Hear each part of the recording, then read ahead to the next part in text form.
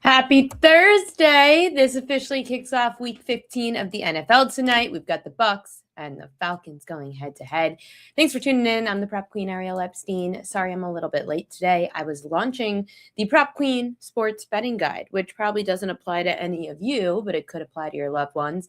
I'll get to that a little bit later in the show. We'll talk about it. I'll show you some more about it. But I just launched it on my Instagram. So if you are interested, you can go over to Ari Epps on Instagram and you could see what it's all about. I worked real hard on it, just for intro to betting kind of things. Today on the show, we're going to have Tom Vecchio joining at 5:15 p.m. Eastern time. We are going to talk hockey props. We're going to talk Thursday night football props. So I'm very excited to hear what Tom has to say. He was actually really funny. I said, do you want to talk any NBA today? And Tom goes, no. I said, okay.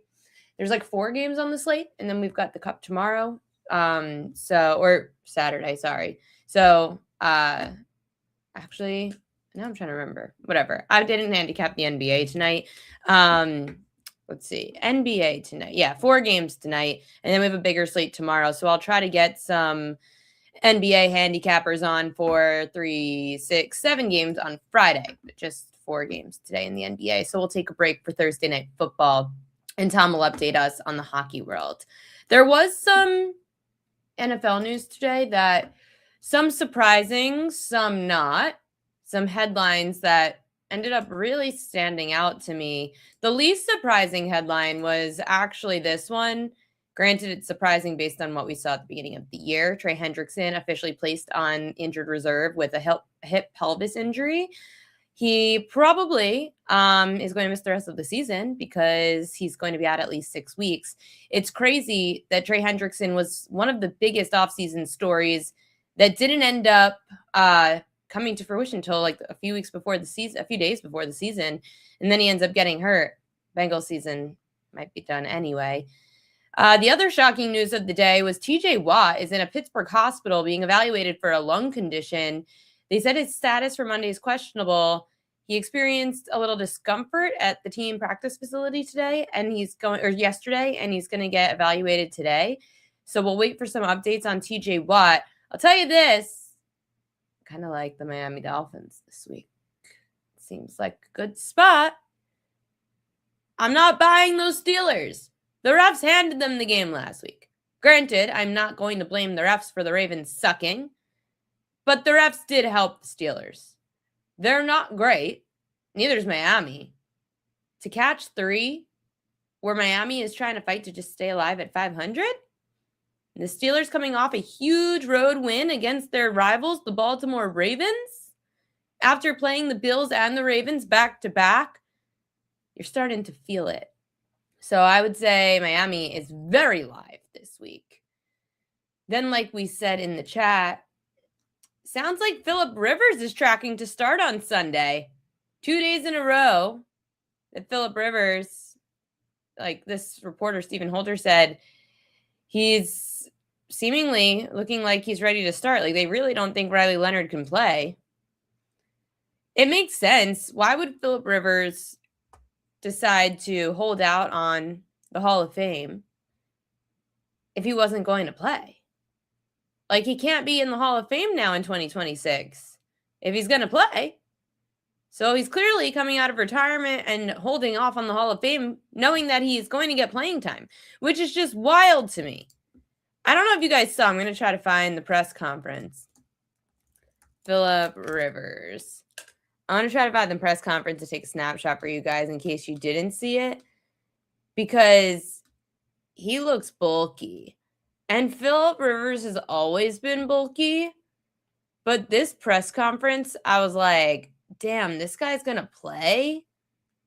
Where's the Philip Rivers press conference? It's kind of crazy. I mean, you were just coaching. Oh, here it is. This doesn't even... No. Okay, it doesn't look as good in this video. I mean, okay, anyway, he looks bulky. I can't believe that he's going to play if he plays. But here's the thing. I'm not capping that game. No shot in hell am I capping that game. I know that some might say it's way too many points to be catching. But let's see. That line right now, I saw it's San Fran. No, sorry. Gosh, where am I? Indy. Seattle laying 13.5. That line moved 10.5 to 13.5.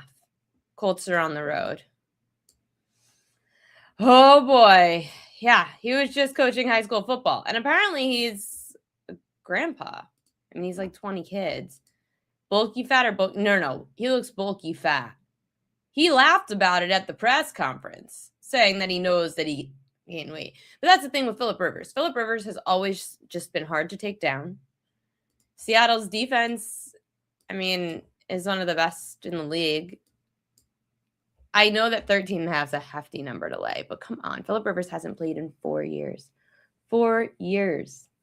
The Colts defense, most completions per game allowed, pass attempts per game allowed, passing yards per game allowed, most receiving yards per game allowed to tight ends. They're bottom 5, not the most. Bottom 5.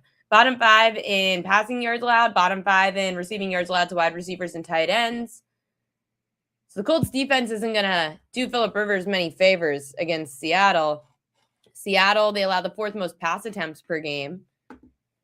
But you've got Jonathan Taylor, so I'm assuming that has to be some part of the game plan, even though the Seahawks allowed the 3rd least rushing yards per game. There are a lot of question marks surrounding this team and question marks surrounding the Steelers. Again, I'm not betting this Seattle-Indianapolis game. I will bet the Steelers game and take Miami +3, but that's not until Monday Night Football. So we'll see how Watt's doing. But it's not just Watt. I just think it's a good situational spot for Miami, even though it's cold. Another game that stood out to me for this upcoming weekend in the NFL, Week 15, the Kansas City Chiefs and the Los Angeles Chargers. Someone explained to me why the Chiefs are laying 5.5. I think the book's telling you all you need to know. First of all, the book probably wants to bait you into the Chargers. 5.5? The Chargers beat the Chiefs this year. The Chiefs are playing like absolute crap. But guess what? The Chiefs just got upset at home by the Houston Texans in prime time. Even though the season might feel like it's over, they're not fully eliminated. The Chiefs are still playing at home at Arrowhead. I don't normally like to back the Chiefs this year. I have the under on their wins. But damn, 5.5. I mean, that just seems way too fishy. It definitely qualifies for a fishy line. The Kansas City Chiefs at -5.5. And if you guys think that there is a shot in hell that I will be betting the Ravens this week, there's not. I might bet a prop, but not the side. Another game that stood out line-wise, the Green Bay Packers and Denver Broncos. The Broncos are catching 2.5 at home. Everyone's going to probably think, oh, I'm not taking Green Bay this week because Green Bay just had a big win over the Bears. Well, then why are we baiting people into teasers? Why is the book baiting everyone into a Denver teaser? I just have no interest in Denver either. This line also seems a little fishy. Green Bay -2.5 feels like the play this week for them. There are a few other lines that I think were a little bit fishy that we could talk about, like the Buffalo Bills -1.5 at New England. New England easiest schedule in the NFL. Let's bring on our next guest, Tom Vecchio, joining the show. Tom_Vecchio1. Tom, this week in Week 15, there are a lot of games that I feel the book's trying to bait us. Yeah, it's certainly, well, first off, it's great to be back. You know, we haven't been, schedules haven't lined up over the past 2 weeks, regardless of that. I think it's a really interesting week, and this is honestly one of the best weeks I can remember, at least looking at lines for a lot of games. And I will say some of it is, it's confusing, but that's what makes it interesting, ultimately. Like, we are dealing with really sharp lines, and I could see a lot of these games going either way, which is good. Which game stood out to you for this week so far? First off, the Pats at home, they're getting points. That's always interesting. I certainly lean with the Bills in that spot. I lean with the Bills on the money line. And it really just comes down to teams going on 6-game win streaks in the NFL, I think, is a lot. So the fact that the Pats are winning, was it 10 in a row at this point? They haven't lost. Like, I will always, kind of buy into variance and a team just bound for a loss, essentially. Yeah, it feels like New England's definitely bound for a loss. It's felt like the Bears were made for loss and they did last week, 28-21. It's a weird situational spot for the Bears this week because they're getting Cleveland at home in Chicago. Yeah. They're laying a hefty number of 7.5 for a Browns team that's, even though they're pretty dead, they're not dead. They want Shador to be probably their number one back. They want to make sure that they back him up. They're still a really good defense. And then the Bears have to turn around and face the Packers again next week. How do you see the Bears playing out? It's like a classic look ahead spot. It's also going to be, 10 below with the wind and the temperature. So really tough. I would lean Browns and I would lean on the under in that game. I just don't see a whole lot of scoring. When you look at this game overall, is it wrong to say that Myles Garrett is the best player on the field? He's the best player between either of those two teams. So if I'm going to be betting on a side, I might as well take a team getting over a touchdown in that spot. Now, defense. Right. Great defense by the Browns. I will say if there's an opportunity to live bet the Bears at 2.5 or 3, that I would do in game. I'd be very ready for that. Just me personally saying, I'll take the push with the 3, would love the 2.5. It may never get there, but the 7.5 with the Browns, they are at least showing some fight right now, which is good. And again, this is a big look at spot to your point, playing the Packers next week. If the Bears were to come out slow in this game and or lose it, next week may make the season for them, considering what Detroit does as well. I know the answer might be don't do it. How do you handicap this Colts-Seahawks game with Phillip Rivers? That's a great question. Don't do it is certainly one of them. There are two ways to go about this. I was thinking about it. Do you look to Jonathan Taylor? Like, do the Colts just go in and say, yeah, it's a really tough matchup on the ground? Are you handicapping this like Phillip Rivers is playing? Well, he is playing. He's expected to start. It's crazy. At least that what Schefter tweeted just a little while ago. He is expected to start. So I am expecting him to start. And I saw Rivers' line at 151 or 152, whatever it was. I would assume that Jonathan Taylor's rushing prop is going to be 19.5 or 20.5 as it always is. The Seahawks have a great defense. We all know that. But do the Colts go into this game and say, if we can keep this within arm's reach, within one score, we'll just lean on Jonathan Taylor and we won't ask Phil Rivers to do a whole lot in the year 2025. But if this game gets out of hand, then there's just no hope for the Colts. They have to keep this within a one-score game. I saw such a funny tweet from, obviously, a Ravens account that said, I can't wait for Phillip Rivers to come out of retirement. Somehow the Colts make the playoffs, catch the Ravens in the playoffs, and Phillip Rivers beats the Ravens again. I mean, at this point, honestly, I'm not sure if the Colts make the playoffs. I'm not sure if the Ravens make the playoffs. It's also true. So I on both parts, one, the end season schedule, as we hear for every team, the end of the season schedule for the Colts is absolutely brutal. They're in an extremely tough spot. And the Bengals are in, I'm going to say, a borderline must-win position. Excuse me, not the Bengals. The Ravens are in a must-win position because the Bengals, if they beat them this week, the Bengals have 2 wins over them. And then the Bengals play the Dolphins, the Cards, the Browns to close out the season. The Bengals could run the table. Like, if they win this week, they could win out. And that's very encouraging considering the Ravens have to still play the Pats and the Packers, I believe. So it is a very tough end of the season schedule for the Ravens. I'd like the season to end. That's, as a fan, I'm Put sure me out of my misery. This team's not winning anything big. That they could absolutely still win the division, but do you have faith in them to actually win in the playoffs? I think the answer is probably yes, they can win the division, no in the playoffs. From a non-fan perspective, does it feel like the Ravens are playing to lose, or you really think Lamar might be hurt? It's probably a lot of things. Like, it's not just one or the other. I feel like they're trying to get someone fired. Honestly, like, my expectations coming into the season was saying that Josh Allen and Lamar Jackson were both under the most pressure. And if it didn't work out, the teams would have to move on from the coaches.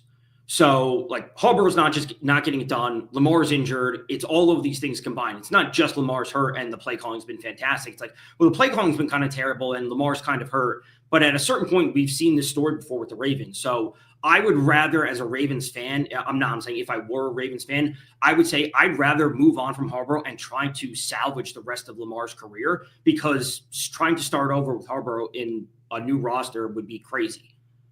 Yeah, that's just the story of my life with my teams, MVPs and amazing Listen, you've talent. seen World Series and Super Bowls. That's not a lot of. It's not something that everyone can say. That's fair. However, I've got a manager and a head coach that are ruining two of the best players in their sports. Also true. So that's also just as gut wrenching. But let's get into Thursday night football action. We've got the Falcons taking on the Bucks. It's the second time these teams are playing. Granted, they played each other way back in the beginning of the season, week 1. And it's a different quarterback with Kirk Cousins. Do you care about anything that happened in week 1, or is this a brand new game? It's a brand new game, at least in my eyes. So much has changed for both of these teams. As the season has gone on, there's no Drake London. Mike Evans is coming back, but there's a report today saying that he's going to be on a pitch count, or he's not going to play every snap, whatever that quote was. Emeka Buka had an awesome start to the season. He's kind of regressed. Bucky Irving is back, but in what capacity we're going to see him? There's too many things going on for me to look back at week 1 and be like, oh, Emeka Buka is going to have multiple touchdowns again. This is going to happen. It's like, no, we have to take what the Falcons have done over the past 3 weeks, essentially, since Kirk Cousins became the quarterback. So you've got a prop going into this game, and you're going Kirk Cousins under 31.5 pass attempts. Why? So the Falcons, if they win this game, just, the way I would phrase this would be the Falcons, if they win this game, they win it low scoring. If this game turns into a shootout, the Bucs win this game 90% of the time. The Bucs can win high scoring, the Bucs can win low scoring, the Falcons can win low scoring, but the Falcons can't win high scoring. There's just too much talent on the Bucs side of things. Despite how bad or up and down their offense has been as of late, they still have far more talent, especially with Drake London not being there for the Falcons. We look to the Falcons, and their pass play percentage has dropped to 50% since Kirk Cousins took over, and that's over the last 3 weeks. That's bottom 8 in the league. They're simply not passing the ball. We know that the Bucs have a great run defense, but still turning the ball to Kirk Cousins to say, hey, we want you to throw the ball 35 times this game. That's probably not their method. It's like, hey, Bijan's going to see 20 some odd carries. We'll have Tyler Algier in there for, 10, 12, and then we'll try and control the game and come out with an ugly win on a short week. When you're facing a divisional opponent, like it's not going to like Kirk Cousins throws for 275 and they just smoke the Bucs. I just don't see that happening. So risk aversion essentially for the Falcons would be their game plan, and it means Kirk Cousins not throwing the ball a lot. Take the ball out of the hands of the guy that you don't trust. I mean, it's a few games in already, so you don't think that they trust him anymore? Part of it is, when I'm also looking back at some of the Bucs' recent games, the Pats dropped 28 on them. Drake May threw it 31 times. The Bills dropped 44 points on them. Josh Allen threw it 30 times. What we saw from Brissett and Tyler Shuck, a little bit different stories, but if we have offenses that are this efficient and they don't have to do it, the Falcons' offense isn't going to be as efficient as the Pats or the Bills. So in order for them to get close with 25 or 30 points, Cousins would have to go flying over this line. I just don't see that happening. Falcons eliminated. They're 4-9 this year. It's between the Bucs and the Panthers. They're both 7-6. And I think those two go head to head next week, if I'm not mistaken. I don't know if it's next week, but it's definitely one more. It's next week at Carolina. They have to play twice to end the season. Right now, the Bucs schedule is Atlanta this week, at Carolina, which is kind of nice that they're on a long break playing Thursday night and then playing on a Sunday. Then they're at Miami, and then they're home against Carolina again. That's a really close NFC South race. Yeah, I think the final week could just effectively, or not just effectively, actually be for the division, because the Panthers are in a winnable spot versus the Saints. So depending on how things shake out, it could. And Miami's not playing terribly right now. Like, they were a mess to start the season, but Miami catching the Bucs, I don't think that would be too much of a surprise. And then it could come down to the final week of the season. I will say, whoever wins the NFC South, no faith in them to do anything, really. No. I mean, listen, you don't know so much. The Bucs maybe getting healthier offensively could help a little bit to win a game or so, but I don't see them going too far. The Bucs are still 5.5-point favorites tonight. But Tom, I saw that line go from 5.5 on Sunday to 4.5 pretty much all week. Up until this morning, it shot back to 5.5. How much faith do you have in the Bucs tonight? I think the Bucks win tonight. Do I want to lay 5.5 on a short week in a divisional matchup? No. I understand why it moved that way, just because people are also, effectively betting against Kirk Cousins. But I certainly don't like the idea of laying the points with the Bucks. I have the Bucks in a pick'em pool, but that's it. That's really what it comes down to, because I have to pick the game. I understand. I don't really have a feel. At first, if this line stayed 4.5, I was going to call it a fishy line and say Atlanta was live. But once it bounced back, I had zero interest. Going into hockey tonight, I haven't really spoken much hockey recently. You've got a prop. It's been an interesting season. A lot of games are going to overtime across the NHL. There's also a ton of parity across the league. So underdogs are live to win more than I can ever remember. So we're seeing a lot of underdogs win. Getting plus money is always a good thing, obviously, but especially in a higher variance sport like hockey, where we see teams often, put up 30, 35 shots and they just don't score. And the other team has 20 shots and they end up winning the game 2-0.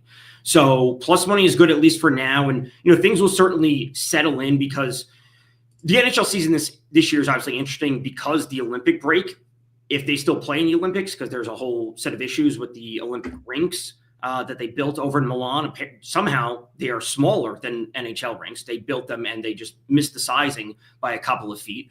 So that's interesting. So now there's some questions on whether the NHL players are actually going to go play, but a 3-week break is still built in the middle of February because of the Olympics. Regardless of that, I think things will settle in as the season goes on and more favorites will start to win. As for tonight's prop, let's get to the Blue Jackets. They're at home. Let's go to Kirill Marchenko, over 2.5 shots on goal. He's on their top forward line, their top power play. He's obviously not a household name, but this is often the best spots to find, I would say useful value on like a day in and day out basis. We're never getting discounts on Nathan McKinnon and, Connor McDavid and Sidney Crosby, et cetera, just because they're such name brand players. But Marchenko is a solid player. He's had at least 2 shots on goal in 8 out of his last 10 games. He's had over 2.5 in 4 out of his last 10. I like the matchup versus the Senators. They're a middle of the road defensive team. They're not amazing. They're not terrible. They're playing better than they were last year, but they're still a team that's susceptible to give up a lot of shots. And when we get a player that has first forward line, first power play at 2.5, I consider Marchenko live to hit this every night because he's so consistent and the role that he has overall.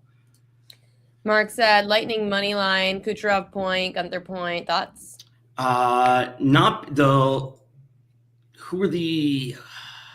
Who's Utah going up against? That's the only one I don't remember. Absolutely like the other two overall, but I don't remember who Utah's playing off the top of my head. They are playing. Where's Utah? Dylan Gunther, I assume he means they're at home versus, or is that tomorrow? They're playing tomorrow against the Kraken. Gensel, Jake Gensel. Sure, totally fine. That's a great correlation play because Kucherov and Jake Gensel are on the same line, but also Dylan Gunther on Utah. They are playing Seattle tomorrow, which isn't a bad look. Just Rodriguez said, how about the Islanders? Islanders are playing some solid hockey as of late. The Ducks are also playing much better this season than I anticipated, but I would say as long as it's Sorokin and net tonight, I would double check on that. The Islanders are playing solid hockey. I looked at Bo Horvat for shot prop, but his shot prop has moved from 2.5 all the way up to 3.5, and he's been solid. The team, they dealt some injuries, but they have decent depth. I also do like the Ducks this season. They are playing some really good hockey, but I'm fine with the Islanders at home. They really are impressing me. Are you buying the Ducks? No, I'm not buying the Ducks. I'm buying the Ducks as a fun team where they're going to be great for props. Carter Gauthier, one of their top players, is taking a ton of shots. They're not going to make – I don't think they'll make the playoffs, but I think they are – next year, they'll be in the wild card, truly in it next year. I think they're a little bit early, but they were a terrible team and a pure lottery team for years, and they've steadily improved. I think next year is the year they take the leap and really are in the conversation. It was pretty telling, even for someone that just reads lines and doesn't know much hockey, but they were on a hot streak. Everyone was high on them, and they still had, I think, the third best odds in the market in their just division alone. Yeah, and it's just where it's really where that division has gone overall. The Oilers got off to a terribly slow start. Vegas is also a little bit up and down. The Kings are good, but not great. There's like too much parity almost to a point in the NHL where it's like we have all these teams that are within 4 points of each other. And a team that could rattle off 3 wins in a row, all of a sudden they'd be top 10 in the league after being, bottom 10. Like that's how close the standings are. And that's why we have the question from King K. If you like any money lines tonight. Money lines tonight, I would take the Blue Jackets at home. Again, getting a little bit of plus money is never a bad thing. The Capitals at home, they're slight underdog. They're still minus money, but that's fine. The Jets are playing terrible hockey right now. They're just absolutely abysmal. So the Bruins at plus 128, I don't mind. Again, like really slight underdogs. We have one team that is greater than $2, which is the Avs, and the Avs are unbelievable this season. I think they're the only team that's over $2. The Leafs are at home at minus 196. I would never lay minus 196 on the Leafs this season. They're terrible. Ducks at Islanders over 6.5. I certainly don't mind that. Again, they're getting up and down scoring. Sorokin has been a little bit up and down for the Islanders this season. I know he's been better as of late compared to the beginning portion of the season when it's basically 3 or 4 goals every game. But both teams can score. I'm fine with it. And Mark says Fowler Habs debut tonight. Shutout is 1850. So Montreal's having a new goalie make his NHL debut, and there are historical things that suggest that when Habs goalies make their debuts against the Penguins, they turn out to be amazing.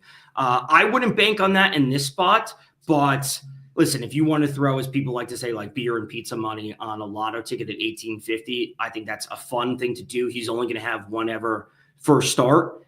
I often bet on players to score a goal in their first ever game. Just because, like, listen, it's his first ever game. I'm never going to get another chance to do it. So I might as well throw $10, $15 on it, whatever it is.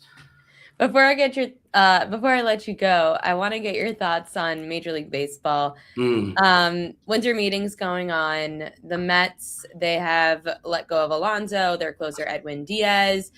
The Orioles acquire Alonso. So the Mets getting rid of people. The Red Sox doing nothing. So I've seen a lot of heat on them. Just early thoughts on the winter meetings and what else do you think can happen? Yeah, I think everyone is waiting for the Kyle Tucker domino to drop. And then after that happens, the other free agents will kind of fall into place because I'm not going to say he's going to set the market, but everyone's waiting for the big name to happen. And then the other players will filter to the other teams. Nothing's jumped off the page. Dylan Cease going to the Blue Jays a couple of weeks ago was somewhat big. I will say if the Orioles can get some amount of pitching, that lineup is great. And it struggled last year at times, but if they can get some amount of pitching, and I don't know why they traded away Grayson Rodriguez. He's one of their top prospects, or was. I bringing in players is a good thing at batting. Giving up pitchers, they obviously have moves to make. I'd be worried about their pitching still. I'm still very worried about the pitching. The Orioles need to make a splash. And unfortunately, the only team that is in the rumors of making a splash is the monopoly of the Los Angeles Dodgers. Do you think they're actually going to get Scooble? Probably not. I would say probably not. I don't know if they would trade him to them. I also don't know like the top of the Dodgers prospect, like Dalton Rushing. I know he played at times last year with Will Smith. It would have to be him plus a handful of other starters that they have on the roster, plus more top prospects. I don't think Detroit wants to do that. And I also just don't want to see that happen. I don't think anyone wants to see that happen. No one wants a monopoly to happen, especially with those Dodgers. Tom Vecchio, thanks so much. What are you up to over there at Sports Grid? Pre-game show tonight. I'll be, doing an in-game show as well. Tomorrow morning, 7:45, weekend show, usual stuff. Very busy time of the year, as you know.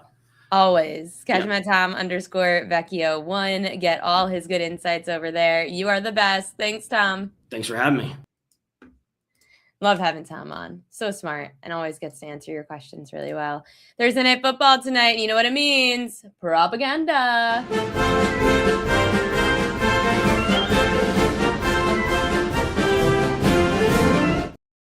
These are the most bet on props according to BetMGM.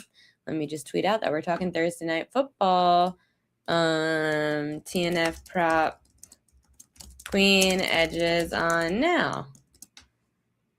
I'm actually really happy about this because there's a prop on this list that I am betting on the other side, and it's actually my best bet. It's a royal lock. We'll get to that at the end of the show. It's very obscure.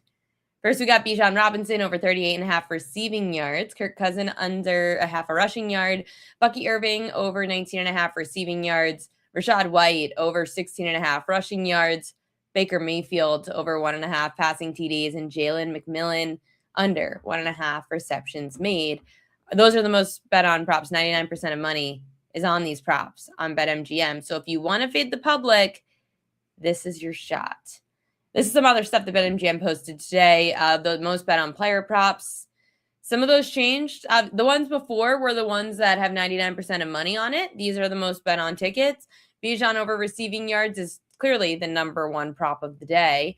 The reason that I did not bet that or look at that was because that actually hit in game one. And I know that Tom was saying that it's a totally different team. It is. Except the Bucs aren't really different. It's the Falcons that are more so different. And the Bucs D is, I mean, listen, they struggle against pass catching backs for sure. But Bijan had 6 catches for 100 yards in the last game. And I just don't personally bet on the same thing to happen twice in a row. I just don't agree with it. So especially with the public loving it, because again, if Bijan had 100 receiving yards in game one and he has a quote-unquote downgrade of a quarterback, then why the hell are we going to back this again? It's 38.5, which is high for a running back, but still, no thanks. Baker over his rushing yards. I feel like everybody loves to bet that, and I'm pretty sure it cashed in the first game as well. Baker had 39 rushing yards in the first game. I could pull up props.cash too, and we could check out Baker's home road splits when it comes to his rushing yards. Baker. Share screen. And remember, with props.cash, use promo code PropQueen and you get 50% off of your first month. These are Baker's rushing yards overall in those last 10 games. Let's go 2025 at home. He's averaging 23 rushing yards a game. On the road, averaging 20, but he's gone over more. So I guess the book is booking him like he's going over, he's exceeding the book's number on the road more. Home. Let's see, home on short week. The last 10 games when he's home on 3 days rest, nothing. Home against the division, 42. Oh, last 10 games, home in the division, not great. I mean, 2 of them have done well, but not really the last 10. So with the public heavy on Baker over his rushing yards, I might be out. Kyle Pitts, I have a different way to play him aside for his receiving yards. So if you don't like to be on the same side of the public, we're going to play Kyle Pitts a different way because I found a really good trend on props.cash for Kyle Pitts tonight. Like, really good. If you don't subscribe to the propqueen.com newsletter, you don't know it yet. But the propqueen.com newsletter tells you all these things. I sent it out at like 8 this morning, so people were able to see all of this. But I have a graph in there that shows you the trends, which we'll get to in a second. Egbuka over his receiving yards. Let's see. Egbuka over receiving yards on props.cash.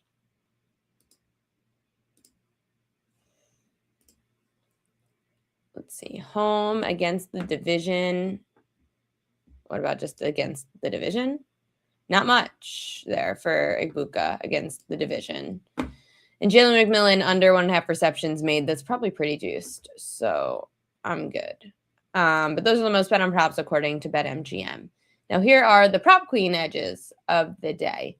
Baker Mayfield under 31.5 pass attempts. So he went over this in game 1 with 32. But against top 10 pass defenses, Baker's pretty much been consistent in going under this number. He's averaging 18 completions, 30 pass attempts, 177 passing yards, and 1 touchdown per game against top 10 pass Ds. He's up against a top 10 pass D tonight in Atlanta. Baker's gone under in 67% of home games this year.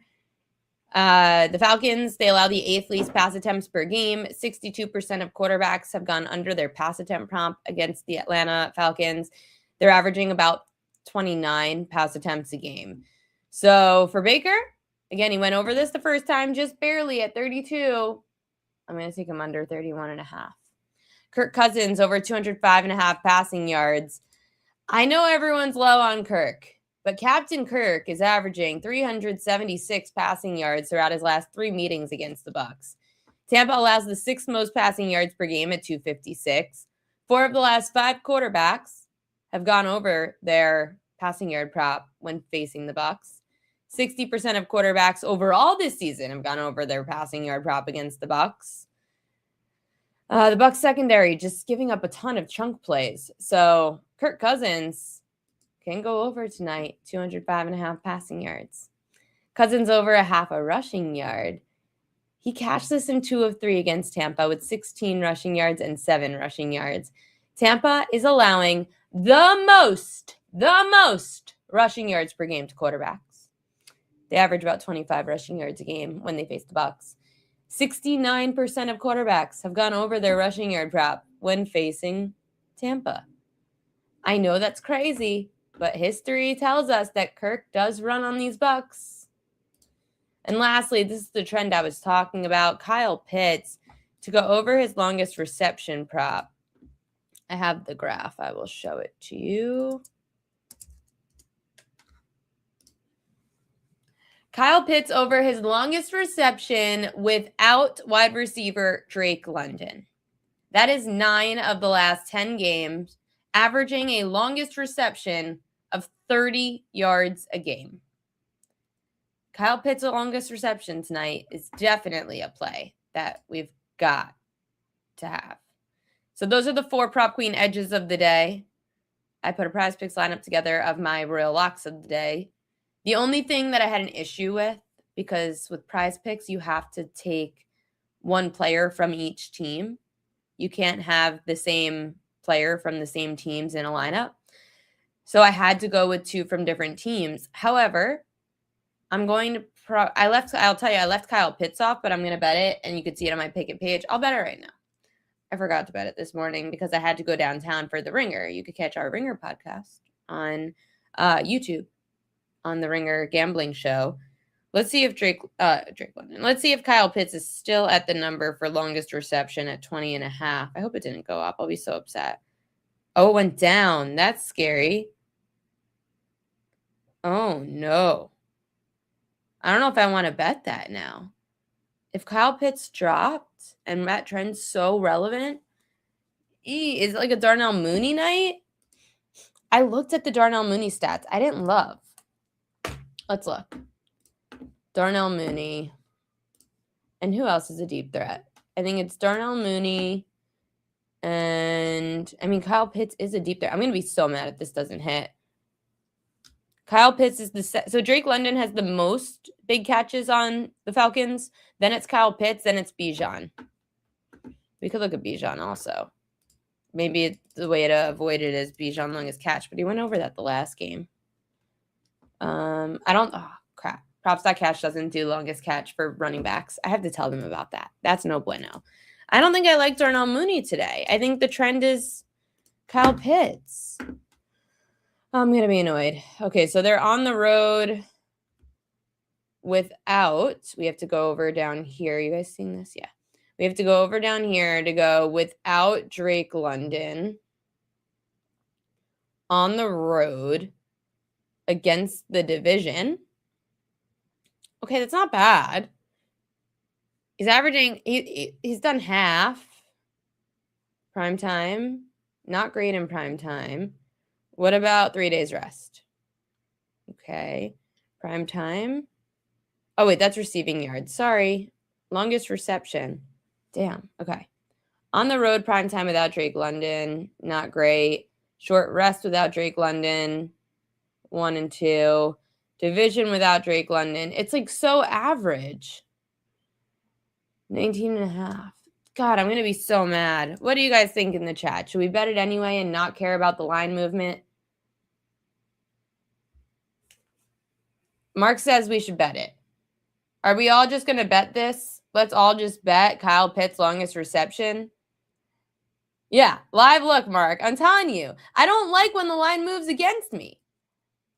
Are we all, if I get 5 yeses to bet this, I'll bet it right now.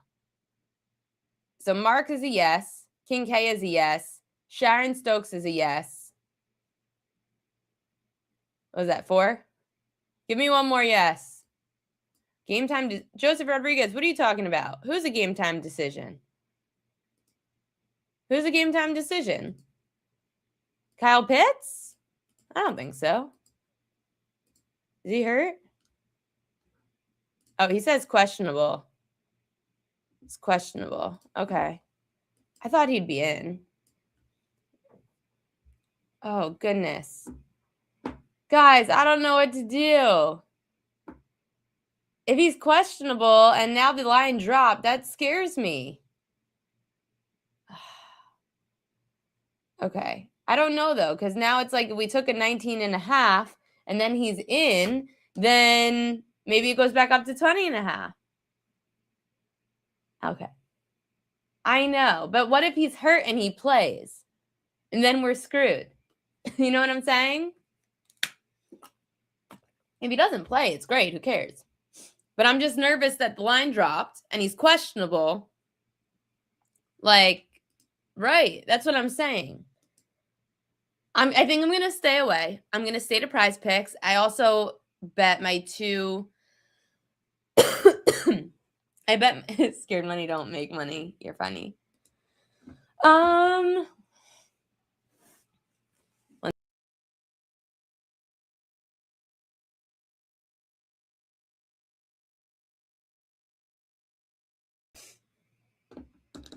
going to make... You're hilarious, Mark. You're hilarious. I think I'm going to stay off of it, and then I'm going to be really mad tomorrow when it hits. I don't care. I liked it at 20.5. I did. I'll think about it. Before I get to Royal Locks, I debuted something today, and if you don't follow me on Instagram, go follow over at Ari Epst. I debuted something I worked really hard on, and I told you guys about it yesterday. And Royal Locks are coming up right after this.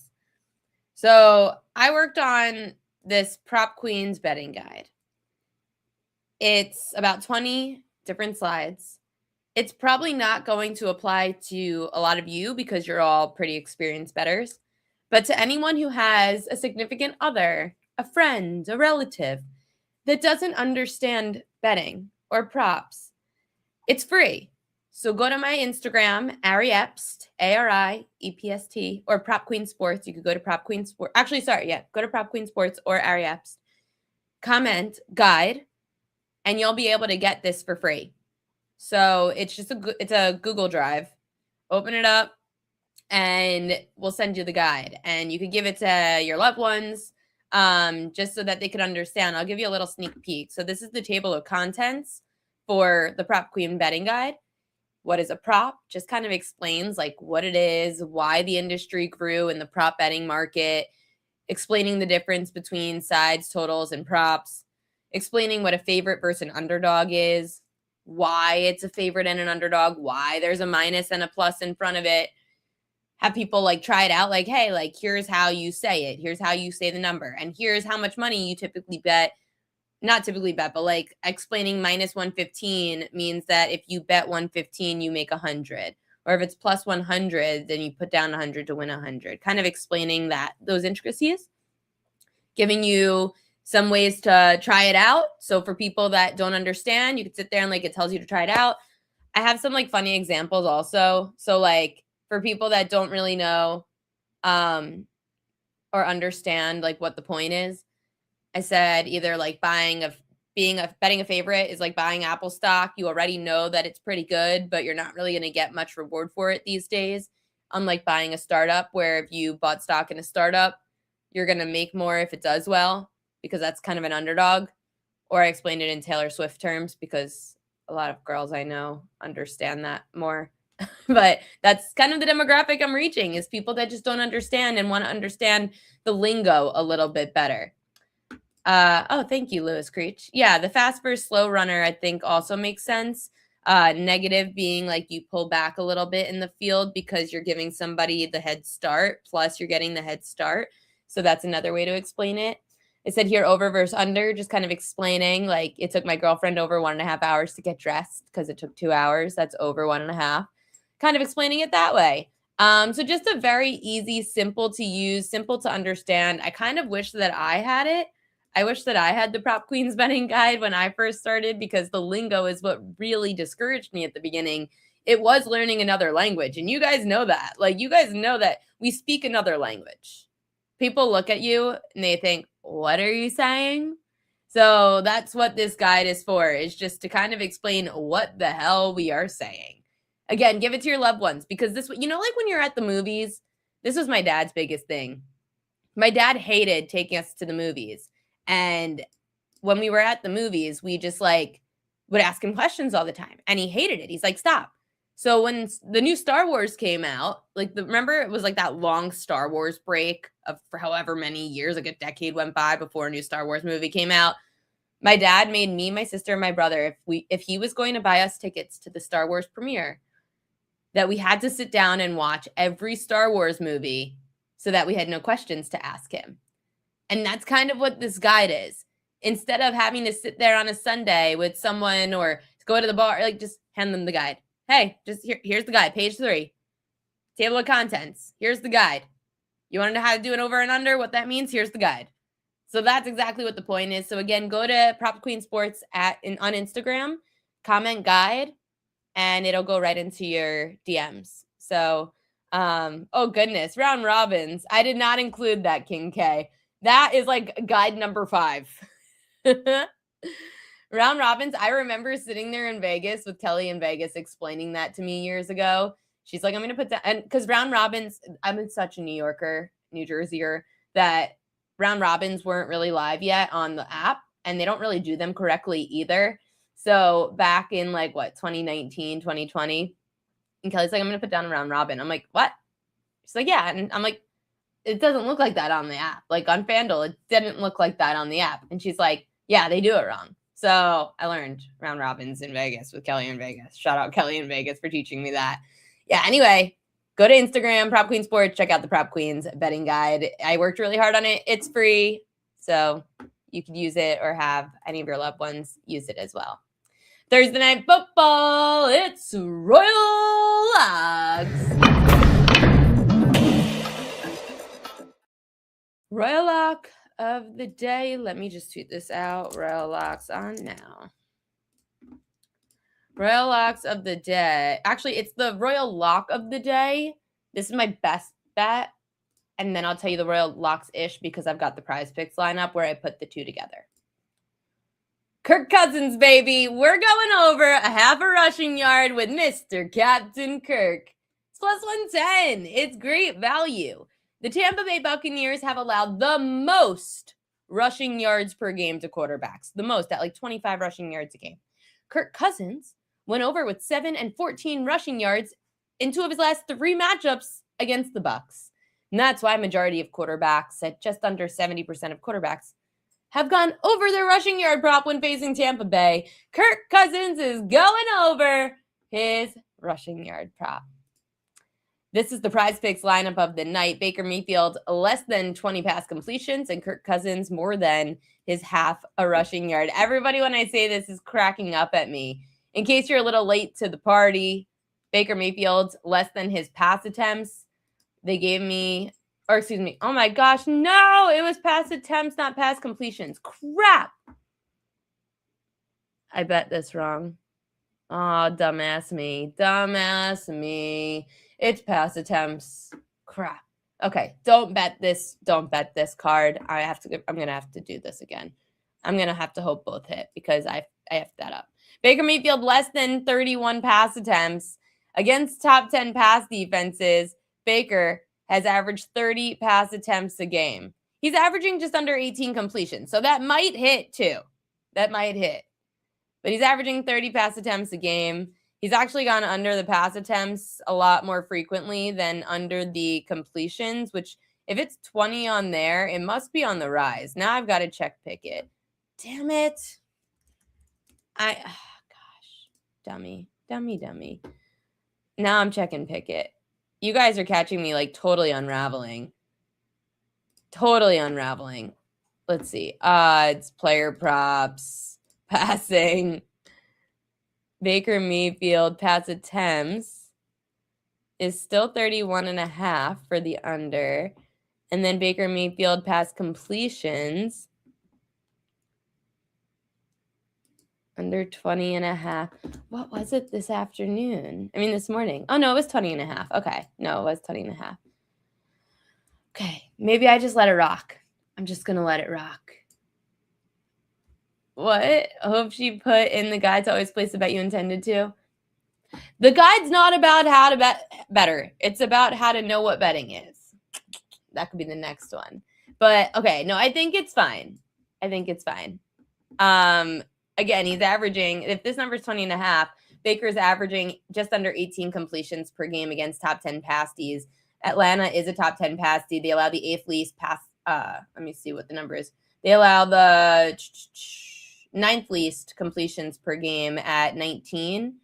And Baker's gone under this number in 1, 2, 3, 4, 5 of the 6. So it's good. I'm going to leave it. I'm going to let it ride. The reason I like less than pass completions more than pass attempts is because at least less than pass completions, we have to worry about the receivers completing the pass as well, as opposed to just Baker attempting to throw, which is what screwed me in the Cowboys game a couple bets ago. So I'm going to keep it. I'm letting it ride. Baker less than his pass completions. Maybe it's meant to be. Kirk Cousins more than his half a rushing yard. It is such a silly prop, and I am all for it. I can't wait. Right, Mar? Come here. Everyone say hi to Marley. Everyone say hi, Marley. This is my good luck charm. Are we going to watch football tonight? We're going to watch football tonight. She wants attention. It's been a while. You guys have watched Marley grow up since she was a little baby. And now Marley girl is a big girl. She's a big girl. I call her Clifford. She's Clifford the big red dog. This dog continues to grow. We kind of knew. Kelly warned me because we saw the big paws in the picture, but she was so cute. She's still such a cute girl. Right? You say hi to everyone. Ow. She's going to pull my earring out of my head. Anyway, she's about 40. She was 45 pounds last month. So we might be closing in on 50. She's really tall. She's really tall. So this is me sitting down, obviously, but she's probably 48 pounds is my guess right now. 45 to 50 pounds at the moment. She's a big girl, but she's such a good girl. You don't even hear her do anything anymore during the show, and she loves me. Marley. So she does have a big head. She has a big head. She has big paws, but she has a big heart. And that's what's most important. She's a really good girl. I'm really lucky for a 10-month-old puppy. She's so quiet. She's so well behaved. Shout out to New York City Second Chance Rescue for giving me literally the best puppy ever. Like, she is the best puppy. She is so well behaved, and she knows when I'm working. But now she clearly wants me to stop working. And it is almost 6 o'clock anyway. Good luck to all your bets tonight. I hope they cash. I hope we gave you some winners here on the show. Shout out to Tom Vecchio. Again, go get the Prop Queen guide over on my Instagram at Prop Queen Sports. Comment guide, and you'll get it for free right into your DMs. You could also subscribe to the YouTube channel. I'm actually curious. Maybe live here. I'll see. YouTube, we were 1 away at Prop Queen Media. We were 1 away from 1,000 subs. We hit 1K, baby. That was my end of the year goal, was to hit 1,000 subs, and we did it in the first year at Prop Queen Sports. We have hit 1,000 subs. Thanks, guys. I appreciate you all. Shout out to all of you for tuning in every day and being here. I've been having a ton of fun watching the growth of this thing. I've never felt a bigger reward than watching the show grow, watching this group of people interact on here. I absolutely love it. And I hope so. I think it's just going to pick up from here. They say the first year is the hardest. I'm working on it. I'm working on the YouTube channel. But yeah, follow along at Prop Queen Media. I could share the screen real quick so you could see the YouTube page. Go along and follow on the YouTube page at Prop Queen Media. We've got 1,000 subscribers. And I'm on my wrong account, not the sub account. So I cut up everything from the show. Like Tom's segment will be all cut up on here for just his hockey, his baseball thoughts, his Thursday night football thoughts. My Prop Queen edges get separated so you don't have to watch through the whole show if you missed the Prop Queen edges of the day. If you want to go through, like there, you can see the college football playoff with Will Hill. We haven't even gotten to the college football playoff games yet, so you could still go check that out. That lives pretty long, handicapping all the big games in the first round of the college football playoff. So guys, thank you for tuning in. Thank you for subscribing to the Prop Queen Media YouTube channel.